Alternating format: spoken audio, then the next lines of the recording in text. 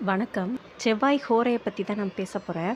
செவ்வாய் ஹோரை பத்தி எல்லாமே எல்லாருக்கும் தெரியும். தெரியாதவங்களுக்காக இந்த பதிவு. பொதுவா நான் ஷார்ட்ஸ்ல இந்த மாதிரி செவ்வாய் ஹோரை, சுக்கிர ஹோரை பத்தி நான் போட்டிருக்கேன். அத கொஞ்சம் விரிவா சொல்லணும் அப்படிங்கிறதுக்காக தான். சில பேர் வந்து கடன் வாங்கக்கூடாது, வைக்கக்கூடாது, செவ்வாய்க்கிழமையில வீடு கட்டுறது இந்த மாரி எதையுமே பண்ணக்கூடாது அப்படின்னு சொல்றாங்க. அது உண்மதான். அதுலயும் மெயினா கடன் வாங்குறது தான் மெயினா செவ்வாய்க்கிழமை செய்யக்கூடாது. செவ்வாய்க்கு உண்டான ஒரு தனி சிறப்பு என்ன அப்படின்னா, நீங்க செவ்வாய்க்கிழமை என்ன காரியம் நல்ல காரியம் செஞ்சாலும் அது பன்மடங்கு பெருகும் அப்படின்னு சொல்லுவாங்க. அதே மாதிரி தான் நீங்க ஒருத்தர்கிட்ட திடீர்னு ஏதாவது அத்தியாவசியத்துக்கு நீங்க கடன் வாங்க வேண்டியது இருக்கு.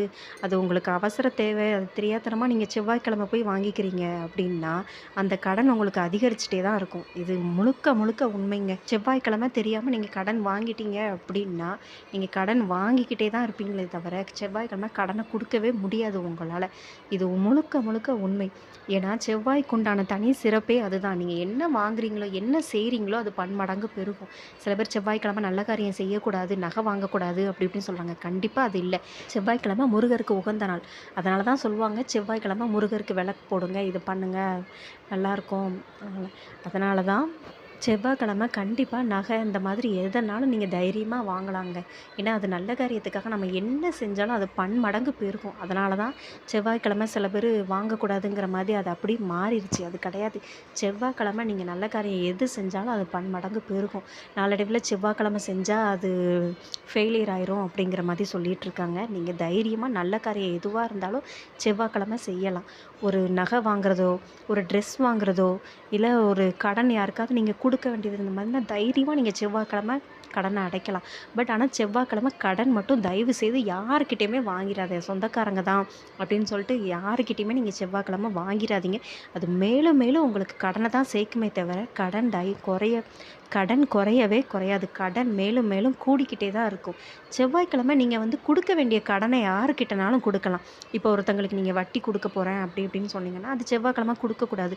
இதுவே நீங்க ஒருத்தங்க கிட்ட 10,000 வாங்கியிருக்கீங்க. அந்த அமௌண்ட்ட நான் உங்களுக்கு குடுக்க போறேன். மொத்த அமௌண்ட்டையும் குடுக்க போறேன். கடன குடுக்க போறேன் அப்படின்னு சொன்னீங்கன்னா, அத நீங்க செவ்வாய்க்கிழமை யூஸ் பண்ணிக்கலாம். ஏன்னா செவ்வாய்க்கிழமை நீங்க என்ன செஞ்சாலும் அது அதிகரிக்குங்கிறதுனால, நீங்க செவ்வாய்க்கிழமை ஒருத்தங்களோட கடன் ஃபுல் அமௌண்ட் குடுக்க போறீங்க அப்படின்னா, அத நீங்க செவ்வாய்க்கிழமை யூஸ் பண்ணலாம். ஆனா கடனோ, வட்டியோ இந்த மாதிரி எதுவுமே செவ்வாய்க்கிழமை பண்ணாதீங்க. சில பேரு மகளிர் சுய உதவிக்குழு இந்த மாதிரிலாம் இருப்பாங்க. அவங்க கிட்ட அத வாங்குற பணம், இந்த மாதிரி ஏதாவது இருந்துச்சு அப்படின்னா, அது செவ்வாய்க்கிழமை வாங்காதீங்க. அதுவும் ஒரு வகையான கடன் தான். பேங்க்ல பணம் போடுறதோ, அந்த மாதிரி விஷயம் நீங்க செவ்வாய்க்கிழமை போடலாம். ஒரு நல்ல காரியத்துக்காக நீங்க எது செஞ்சாலும் சரி, அது செவ்வாய்க்கிழமை செய்யலாம். அந்த செவ்வாய் ஹோரையில பண்றது ரொம்ப பெரிய விசேஷங்க. நீங்க அத தயவு செய்து செவ்வாய் ஹோரையில ஒரு உண்டியல் வாங்கி வச்சுட்டு, உங்களால முடிஞ்சது ரூ. 1 ரூ. 10 ரூ. 50 ரூ. 100 தொடர்ந்து நீங்க காலையில 6 டூ 7, மதியம் 1 டூ 2, நைட் வந்து 8 டூ 9 நீங்க தொடர்ந்து போட்டுட்டு வாங்க.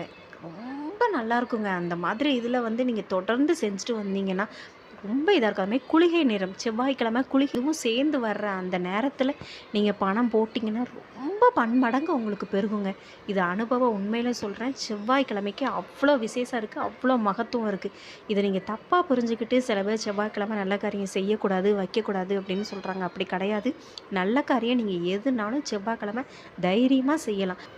செவ்வாய்க்கிழமை சில பேர் வெத்தலை தீபம் போடுறாங்க முருகருக்கு. சில பேர் தீபம் ஏத்துறாங்க, 6 விளக்கு ஏத்துறாங்க. அப்படிலாம் முடியாதவங்க ஃபோட்டோ முன்னாடி நீங்க ஒரு சின்ன தீபம் ஏத்தி வச்சா கூட போதுங்க முருகருக்கு.